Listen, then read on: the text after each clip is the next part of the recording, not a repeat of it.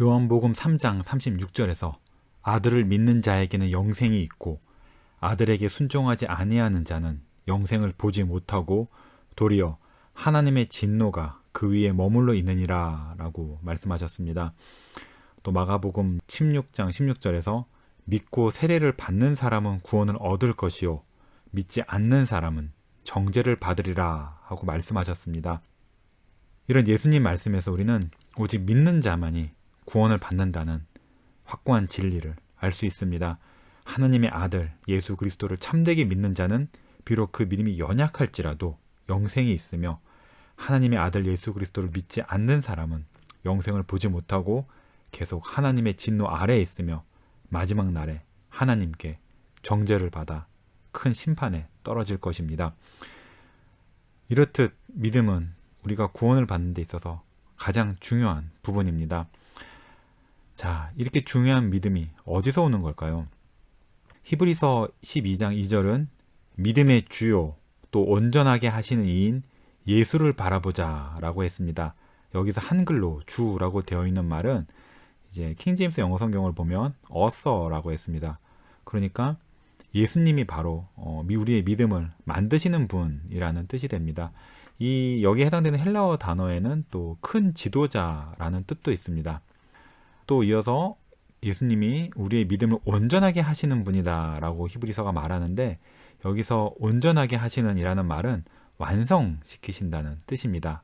그러니까 예수님은 우리에게 믿음을 주시는 분이시고 또 우리의 믿음을 완성시키시는 분입니다. 에베소서 2장 8절은 너희는 은혜에 의하여 믿음으로 말미암아 구원을 받았으니 이것은 너희에게서 난 것이 아니요 하나님의 선물이라고 했습니다. 믿음이 하나님의 선물이라는 말입니다. 예수님께서 누가복음 22장 32절에서 이렇게 말씀하셨습니다. 그러나 내가 너를 위하여 내 믿음이 떨어지지 않기를 기도하였노라. 예수님이 베드로에게 이렇게 말씀하셨는데 베드로의 믿음이 떨어지지 않은 것은 예수님께서 성부 하나님께 기도하시기 때문입니다. 우리도 마찬가지입니다. 우리의 믿음이 중간에 떨어지지 않고 우리가 계속 믿는 것은 바로 예수님께서 우리를 위하여 성부 하나님께 기도하시기 때문입니다. 예수님이 기도하시고 성부 하나님이 주시기 때문에 우리는 끝까지 믿는 것입니다. 베드로 전서 1장 5절은 이렇게 말합니다.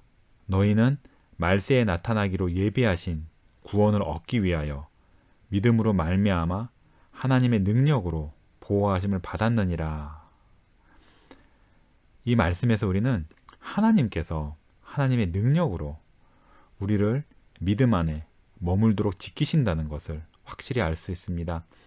이렇듯 믿음은 하나님이 주시는 것이요 하나님이 보존하시는 것이며 하나님이 키우시고 하나님이 끝마치시는 것입니다. 자, 그럼 우리는 어떻게 해야 할까요? 믿기를 원하는 사람, 믿음을 지키기를 원하고 또 믿음이 자라나기를 원하는 사람은 다 하나님께 구해야 합니다. 이 모든 것이 하나님께로부터 나오기 때문입니다.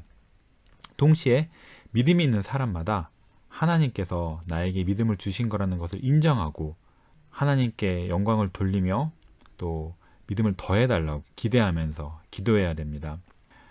그런데 이런 귀한 진리를 우리가 잘못 적용하는 경우도 있습니다. 그건 바로 내가 믿지 않는 것과 믿음이 자라지 않는 것을 하나님께 핑계를 돌리는 것입니다. 사람이 너무 죄 때문에 패역하기 때문에 하나님께 영광을 돌리기 위해서 우리에게 알려주신 진리를 하나님을 비난하고 하나님께 책임을 돌리기 위해서 그렇게 나쁘게 사용합니다. 자, 우리가 신앙을 배우다 보면은 하나님께서 무엇을 하신다는 그런 것들을 배우죠. 우리 방금 살펴본 대로 믿음의 그 중 하나입니다. 이런 것을 성경이 가르칠 때 목적은 두 가지입니다. 첫 번째, 우리가 그런 것이 없을 때는 하나님께 구하라는 것입니다. 그리고 우리가 그런 것이 있다면은 하나님께 감사하면서 더 크게 주시기를 구하라는 것입니다. 이것을 배운 자마다 복됩니다. 우리가 어떻게 해야 믿음이 생기나요? 라는 질문을 받고서 이렇게 해라 저렇게 해라 라고 답하기 쉽습니다. 물론 우리는 믿음이 생기고 자라나도록 예배에 참석하고 성경을 공부해야 됩니다. 하지만 무엇보다도 하나님께 믿음을 달라고 구해야 됩니다. 마가복음 9장 24절에 나오는 귀신 들린 아이의 아버지처럼 예수님께 내가 믿나이다. 나의 믿음 없는 것을 도와주소서라고 외쳐야 합니다. 사도들도 이 비밀을 알았기 때문에 주님께 우리에게 믿음을 더하소서라고 간구했습니다. 누가복음 17장 5절에 나오는 말씀입니다.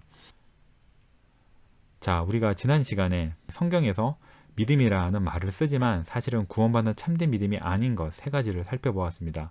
무엇입니까? 바로 성경에 있는 내용들을 그저 역사적 사실로만 알고 동의하는 그런 역사적 믿음. 그리고 두 번째, 그런 것을 알고 동의하는 것을 넘어서서 어떤 마음의 기쁨도 있고 신자답게 사는 삶도 있지만 사실은 참된 믿음이 아닌 일시적인 믿음.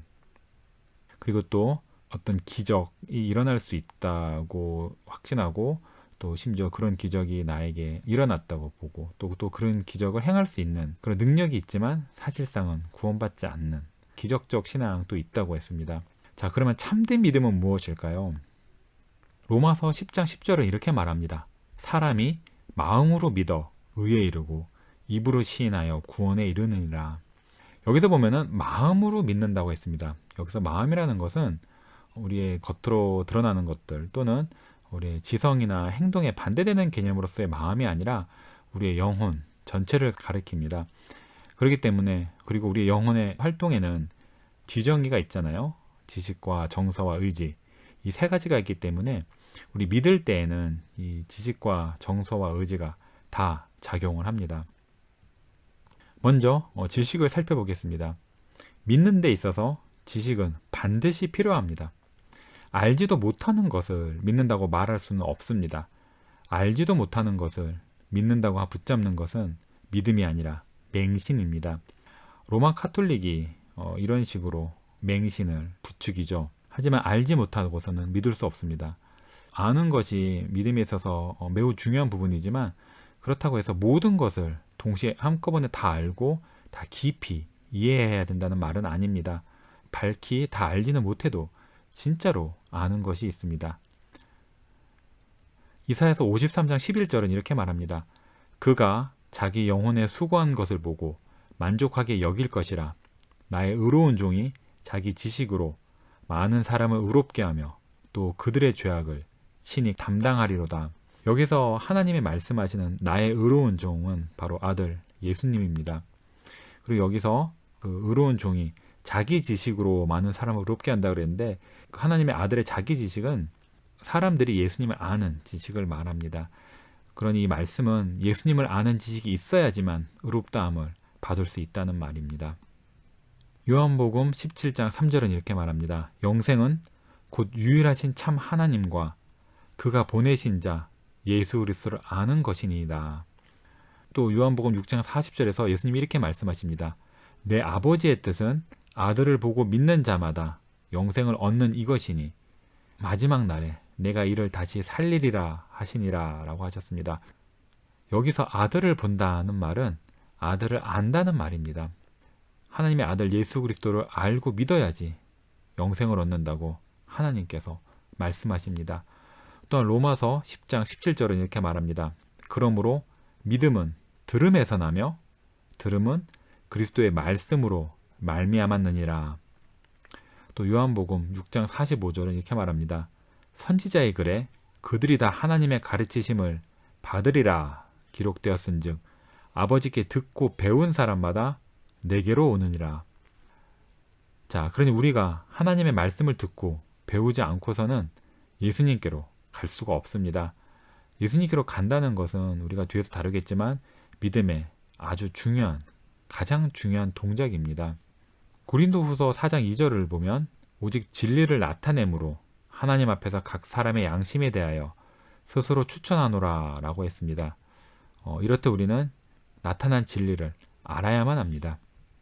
마태복음 10장 32절에서 예수님이 이렇게 말씀하셨습니다. 누구든지 사람 앞에서 나를 시인하면 나도 하늘에 계신 내 아버지 앞에서 그를 시인할 것이요. 베드로전서 3장 15절은 이렇게 말합니다. 너희 마음에 그리스도를 주로 삼아 거룩하게 하고 너희 속에 있는 소망에 관한 이유를 묻는 자에게는 대답할 것을 항상 준비하되 온유와 두려움으로 하고 라고 했습니다. 우리는 우리 안에 있는 소망의 이유가 무엇인지 답할 준비를 해야 합니다. 이 소망에 대해서 골로새서 1장 27절은 이렇게 말합니다. 이 비밀은 너희 안에 계신 그리스도시니 곧 영광의 소망이니라 라고 했습니다. 앞선 26절과 27절 앞부분을 보면 이렇습니다. 이 비밀은 만세와 만대로부터 감추어졌던 것인데 이제는 그의 성도들에게 나타났고 하나님이 그들로 하여금 이 비밀의 영광이 이방인 가운데 얼마나 풍성한지를 알게 하려 하심이라 라고 했습니다.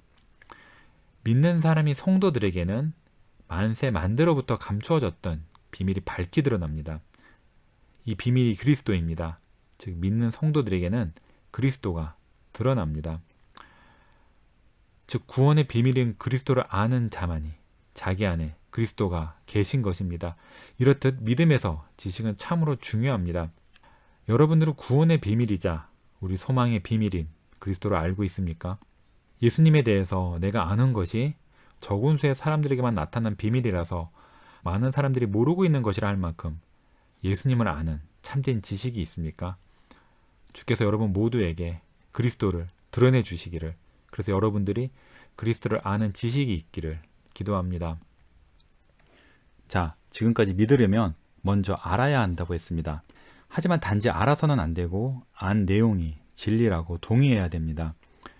여기서 하나님의 말씀 전체뿐 아니라 특별히 하나님께서 아들과 이 아들이 공로로 얻으신 구원에 대해서 하신 말씀을 다 맞다고 동의해야 됩니다. 우리가 무엇을 의지하려면은 그것이 얼마나 믿을 만한지 먼저 확신이 들어야 하지 않겠습니까? 요한일서 1장 1절에 보면 이렇게 말합니다. 태초부터 있는 생명의 말씀에 관하여는 우리가 들은 바요, 눈으로 본 바요, 자세히 보고 우리의 손으로 만진 바라 라고 했습니다.